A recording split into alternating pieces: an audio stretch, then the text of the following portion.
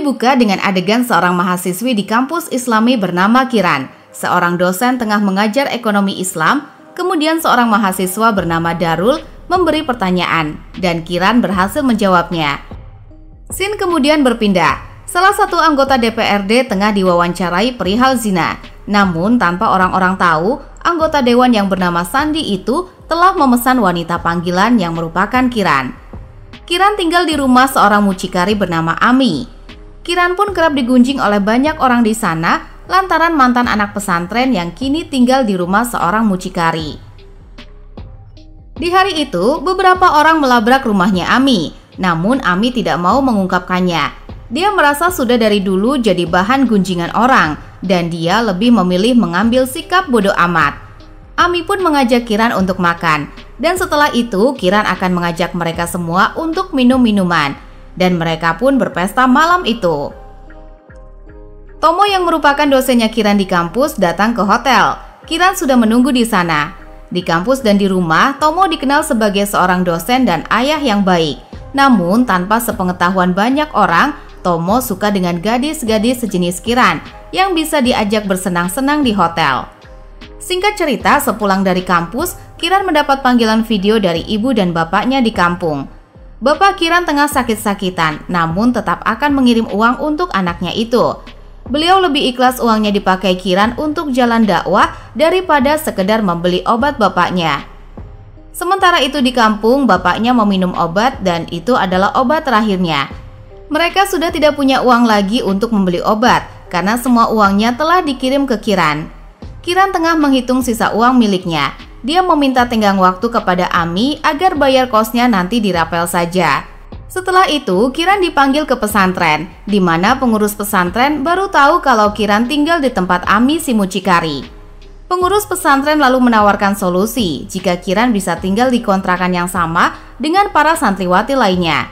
Selain itu, ada solusi lain juga, yaitu Kiran akan diajak ta'aruf oleh pemimpin pondok yang bernama Ustadz Abu Darda. Singkat cerita, scene lalu berpindah. Tomo tengah mengantar anak dan istrinya pulang. Namun dia mendapatkan telepon dari Kiran. Mereka telah janjian akan bertemu di suatu tempat. Ternyata Tomo telah menawarkan Kiran kepada rekan sesamanya yang rata-rata di sana adalah para pejabat. Scene kemudian berpindah lagi di pesantren. Kiran dipanggil, lalu pihak keluarga Abu Darda akan melamarnya. Dan ternyata Abu Darda telah mempunyai 2 istri. Jadi Kiran akan dijadikan istri ketiganya. Adiknya Abu Darda berkata kalau pihaknya telah menelpon orang tua Kiran di kampung. Kiran pun sangat kaget. Dia mengira jika akan dilangsungkan pernikahan siri. Semua orang pun bingung dengan ucapan Kiran. Kiran menjelaskan jika beberapa jam yang lalu Abu Darda telah menelponnya dan mengajak Kiran untuk nikah siri. Sontak Abu Darda langsung bilang jika itu bohong. Singkat cerita di pesantren, Kiran yang akan memperlihatkan bukti jika Abu Darda menelponnya pun tidak bisa karena handphonenya dilempar. Lalu Kiran keluar dan Abu Darda berkata kalau Kiran telah memfitnahnya. Tomo marah besar pada Kiran karena kejadian tadi. Pak Bambang adalah koleganya, sementara Kiran tidak peduli. Dan selama ini Kiran menjadi wanita simpanannya Tomo dan melayani banyak lelaki karena dia mau lihat orang yang menjual agama sebagai topeng. Pejabat-pejabat yang alim namun masih saja booking perempuan di luar sana. Amarah Tomo memuncak. Dia berkata jika Kiran adalah wanita panggilan yang munafik.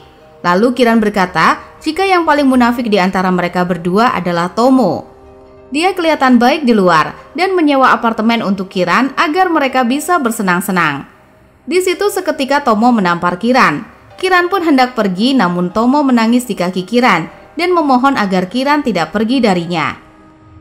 Kiran terus diintimidasi oleh pengurus pesantren. Bahkan sampai di kos pun dia dikirimi surat yang bertuliskan jika Kiran telah memfitnah yang nantinya akan diadili di akhirat dan di dunia akan menderita. Singkat cerita, keesokan harinya Darul mendatangi kamar Kiran. Awalnya Kiran pikir Darul sama saja dengan semua yang ada di dalam pesantren. Namun Darul berbeda karena dia percaya dengan Kiran. Darul juga berkata kalau saat ini Kiran dijadikan contoh buruk. Saat kajian, proposal Kiran juga di ACC, namun di atas namakan Abu Darda. Mulai hari itu, Kiran dan Darul pun mulai dekat. Mereka sering bersama-sama untuk sekedar membahas agama dan bertukar pikiran atau sekedar mencari hiburan. Hingga suatu pagi, Kiran dikejutkan oleh orang-orang suruhan Abu Darda yang sudah berada di kos-kosannya. Darul dengan cepat segera menyelamatkan Kiran. Lantas semua itu membuat Kiran berpikir mengapa Allah mengujinya seperti ini. Padahal selama ini dia telah taat kepadanya. Darul mencoba menenangkannya. Sementara itu ternyata di kampung orang tua Kiran termakan oleh berita-berita yang dibuat oleh Abu Darda. Seketika ibunya mencoba menelpon Kiran. Kiran yang ingin menjelaskan pun tidak diberi kesempatan. Ibunya lebih percaya kepada Abu Darda dibanding anaknya sendiri. Berita miring itu membuat kondisi bapaknya Kiran semakin down. Namun bapaknya percaya jika Kiran tidak bersalah. Mereka berdua lantas pergi ke sebuah tempat penginapan. Karena uang terbatas, Darul memesan satu kamar. Namun benar kata Pak Ustadz, jika laki-laki dan perempuan bukan mahram lantas bersama-sama, maka setan akan menggodanya. Dan hal inilah yang terjadi pada Kiran dan Darul. Beberapa hari kemudian, Darul menghindar dari Kiran. Ternyata dia akan mencalonkan diri menjadi ketua fakultas dengan alasan takut melakukan dosa. Darul mulai mengkhianati Kiran. Dia akan kembali ke pesantren Abu Darda dan meninggalkan Kiran. Mulai detik itu, Kiran merasa hidupnya telah hancur. Dia mendekati Hudan dan teman-temannya, lalu meminta rokok dan mulai menari-nari. Sejak saat itulah Tomo melihat Kiran dengan karakternya yang berbeda. Hal itu akhirnya dimanfaatkan Tomo hingga menjadikan Kiran sebagai simpanannya. Mulai hari itulah Kiran mulai bergabung dengan Ami. Dia menjadi wanita panggilan yang rata-rata kliennya adalah para pejabat. Singkat cerita, lalu kita beranjak ke adegan di mana Kiran dan Hudan sampai di gunung. Di atas sana Kiran menantang Tuhan. Dia sangat kecewa lantas berkata, jika dia akan membasuh tubuhnya dengan dosa dari orang-orang munafik.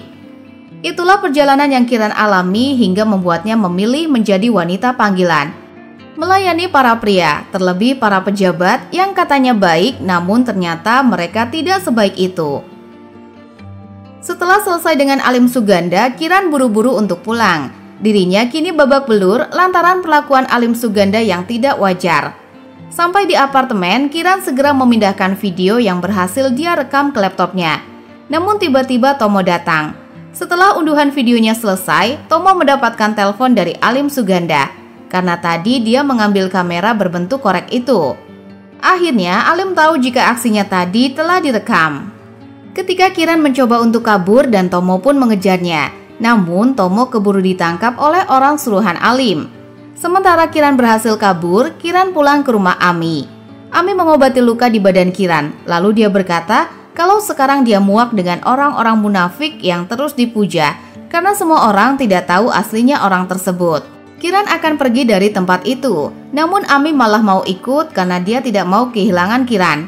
Mereka berdua pun bersiap untuk pergi. Namun tiba-tiba seseorang menculik Kiran dan dibawa ke sebuah gedung yang terbengkalai. Lantas preman-preman itu pun menyiksa Kiran.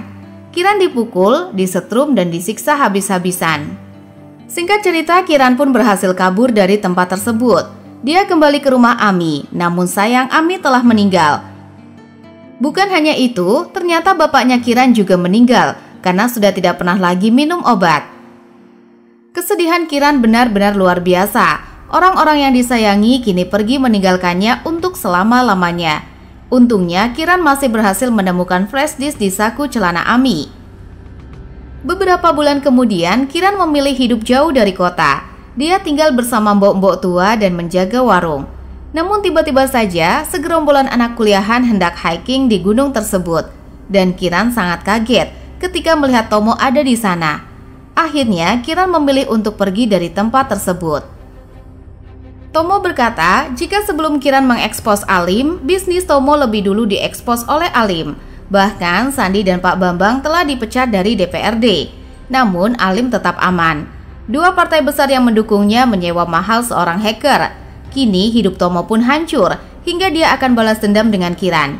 Dia mengeluarkan pisau hendak menyerang Kiran yang akhirnya membuat Kiran dan dirinya terjatuh ke dalam jurang. Seluruh tubuh Kiran babak belur. Dia benar-benar amburadul hingga tak lama bapaknya datang lalu mencoba menenangkan Kiran. dan bertanya apa yang sebenarnya Kiran kejar saat ini. Dari dulu Kiran selalu mencari ridhonya Allah, namun kenapa sekarang Allah justru membuatnya kecewa? Sebisa mungkin Bapak menenangkan Kiran, hingga membuat Kiran merasa jika dirinya harus bangkit dan kembali mendekat kepada Allah. Menjelang malam, tim SAR mulai mencari Kiran. Tak disangka, Hudanlah salah satu anggota tim SAR-nya. Lalu Kiran berkata jika masih ada orang di bawah. Namun Hudan bilang hanya Kiran saja yang jatuh ke jurang. Ternyata Tomo hanya halusinasinya saja. Hingga 3 bulan kemudian pemilihan wali kota akan dilaksanakan. Alim Suganda pun berkampanye ke sana kemari hingga diundang di salah satu acara televisi. Di sana Kiran menyamar menjadi kru dalam televisi tersebut dan memberikan flash disk yang isinya videonya Alim. Dan film pun berakhir.